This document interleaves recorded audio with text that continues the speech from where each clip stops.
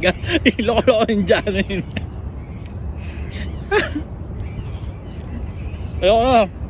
Baka medyo manulit eh.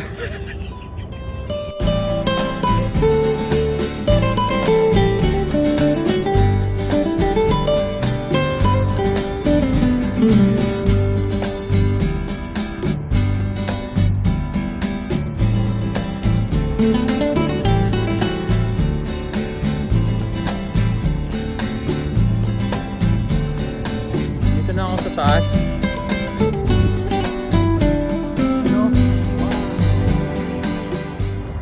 Ayun na nga, good morning sa inyo mga boryo dyan sa bahay. So nakalib pa rin ako. Ito na yun, no? Ang saya ko kasi pangalawa ka na to ngayon this week. Edit ko to mamaya para may post. Lately talagang gusto ko na mag-quit eh. Gusto ko na mag-quit mag-fix. Alam mo yun, lahat na lang parang nakaka-stress. Gusto ko na mag-quit mag-fix gear. So mga hindi nakakaalam, yung isang klase ng bisikleta yun na naka-fix yung gear, walang cambio.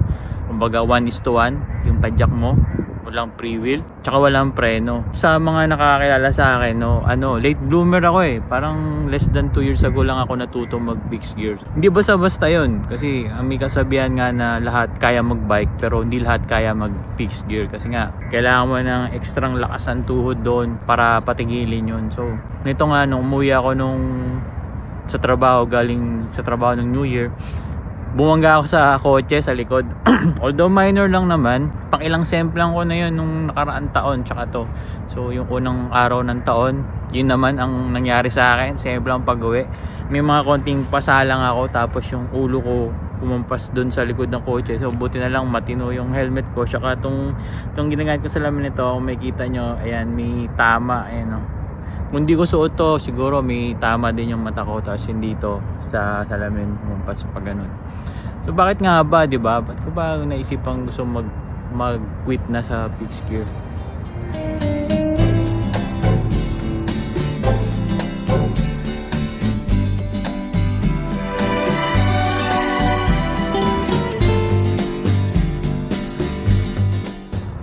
Yun nga, sabihin na natin, may edad na rin ako, 40 years old na ako. Tapos ngayon lang ako natuto mag-fixed gear. Sabihin na natin na hindi na sa edad ko, konti na lang, kumbaga sa araw pahapon na. Medyo mahina na rin yung tuhod ko, nananakit, laging lumalagutok. Tapos ilang beses na siya na trauma, yung beses sa tumama, nagsemplang kaliwat kanan.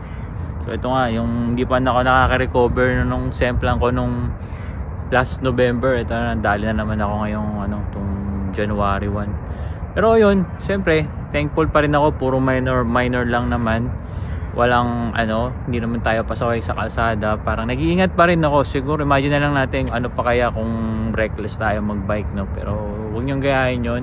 Tip ko lang, mag-helmet kayo. Ayun, nasa napatunayan ko na hindi rin basta-basta helmet lang na mabibili nyo, kasi parang makapag-bike lang, di ba? Sabihin nyo, bibili kayo ng helmet para lang makapag-bike. Hindi rin. Mag-invest kayo sa helmet nyo kahit papano, kasi magkano lang ang helmet? Sabihin na natin gumastos ka ng mga 300 dirhams, 500 dirhams. Magkano yung pangpagawa ng ulo, di ba? Pag nadali yan. Hindi natin masabi. So siguro yun sa akin, magkaroon ako ng siguro kinabukasan, doon ko naramdaman lahat nung sakit ng katawan. Yung ulo ko parang naiiwan pag lumihig ko ng ganun. So sinabi sa akin magpa-x-ray na, pero sabi ko obserbahan ko muna. Pagka umokay naman, okay na siguro, kasi nakapagsalita pa naman ako kilala ko pa naman kung sino ako, di ba? Naka-stress kaya gusto mo mag-bike pang stress reliever, pero yung ganong klase ng bike makaka-stress din, di ba? Muna natin yung kinukwento ko, kasi ang ganda nito, kita nyo yan, palabas na si Burj Khalifa, palabas na yung araw, sisinig to. So ganda siguro mag-timelapse dito. Siguro babalikan ko to, hindi ko na-anticipate pala nag-timelapse ako dito. Pasyalan nyo rin to kasi maganda rito Ayan pwede kayong mag-chill dito, at may mga bangko din dyan. Mas masarap dito kung may kayakap ka, pero okay lang yan. Ganyan talaga ang buhay. Ayan, pwede pa umiga. Balik tayo sa kwento ko kasi nga, sabi ko nga, nagkakaedad na rin ako. Yung katawan ko natatagtag na. Siyempre syempre yung meron tayong wear and tear, 'di ba, kung tawagin. Kahit nga mga basketball player pag nagkakaedad hindi na sila katulad nung dati nilang lakas, 'di ba? Yung tuhod nila, yung talon nila, prone na sa injury. Gusto ko na mag-quit. Naisip ko na gusto ko na mag-quit. Pero alam mo yun, every time na naisip kong gusto mag-quit, pagka nakasakay na ako sa bike na yun, alam mo yung pakaramdam na parang wala, hindi mo ma-explain parang ang sarap pa din. Parang kung ang tawag dito, babalansehin mo yun, kukumpara mo yung nadudulot niyang saya sa'yo sa stress. Less lamang pa rin yung saya doon na pakiramdam yung feeling na parang wow, yung yung dampi ng hangin, yung ramdam mo yung ng kadena ng bike mo na alam mo yun, kada padjak mo. Siguro fixed gear pa rin ako daily work ko, bike to work, nagbabike. Simula nung bumalik ako galing bakasyon, nagkaroon ako ng parang anxiety attack sa sumakay sa metro, lalo na pag rush hour. Dati nakakaya ko makipagsiksikan, alam mo yun, as in talagang hindi ka makadukot ng cellphone sa bulsa kasi ganun kasiksikan.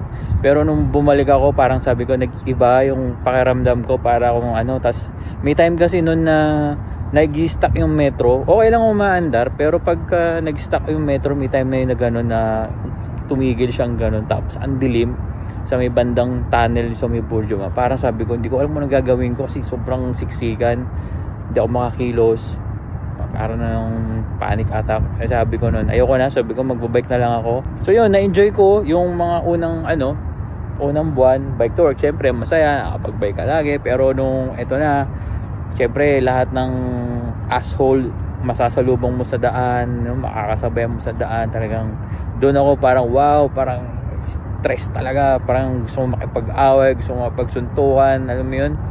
Pag dumaan ka na sa pinaka-smooth na daan na walang sasakyan, na parang isang diretso lang, wala kang nakikita kundi daan lang, parang sarap ng feeling. Alam mo yun na lang yung niisip ko pagka magbabike ako, parang pagdating dito sa kalsadan to, sa may bandang World Trade, parang wow, ito na yung the best feeling, parang mag-isa ka, diba? Sarap sa pakiramdam.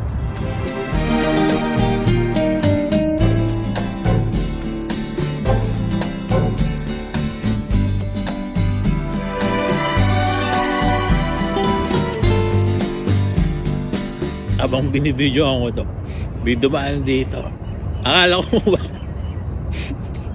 yung tinapay ko sayang, hindi na kunan kasi naman bigla siyang dumadaan dito. Siyempre alerto ako, diba? Napatingin siya yung tinapay, tinanong ko sa kanya, nakakala iloko-loko yung dyan na yun. Ayoko, baka medyo manulit pero seryoso tayo, no? Parang siguro totally hindi talaga ako siguro mag-quit. Daily bike to work ko pa rin yung 6 years, si Black Panda. Kung magpo-focus lang ako sa mga negative side, alam mo yun, parang ang bigat sa pakiramdam. Paano naman yung magandang nidudulot nyo sa akin, di ba? Parang therapy yun parang ang sarap ng nakasakay ka di ba? Dun sa bike na yun, parang therapy ko na yun. Yun lang, di ba? Daily bike to work, low maintenance sa bike. Kaya siguro kayo, hanggat kaya nyo magbike, hanggat may chance kayo magbike, hanggat kaya nyo magbike kayo. Kasi talagang hilig nyo yung bike, o kahit ano man bagay na yan. Mag-jogging ka sa umaga, kumain ka sa umaga, parang sasabihin mo ang bigat na taas na yun, pero gawin mo kasi patanda na rin tayo. Dadating yung time na hindi na tayo makakatayo sa, alam mo yun, matanda na tayo. Kung tatanda tayo ng ganun, hindi natin masabi.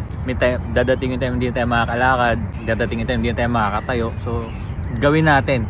Siguro yung 40, ito sabi ko matanda na ako, pero ang sarap rin sa feeling na nagagawa ko to, proud pa rin ako. Kahit boring to, panoorin nyo pa rin, yun lang yan. Sige na, salamat ulit.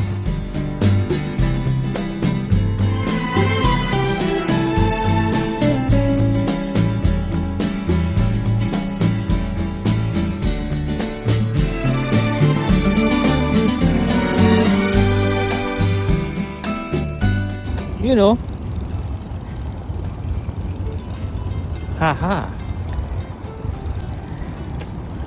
Wala naman sumita sa bike ko. Hindi ko lang sinakyan.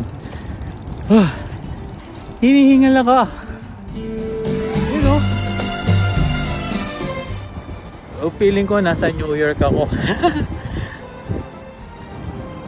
New York, Cubao. Ayun o. Diba? Tagal ko ng pangarap ko ng bata ako. Bago tayo malobat. Salamat ulit sa panonood ng aking boring reels. See you!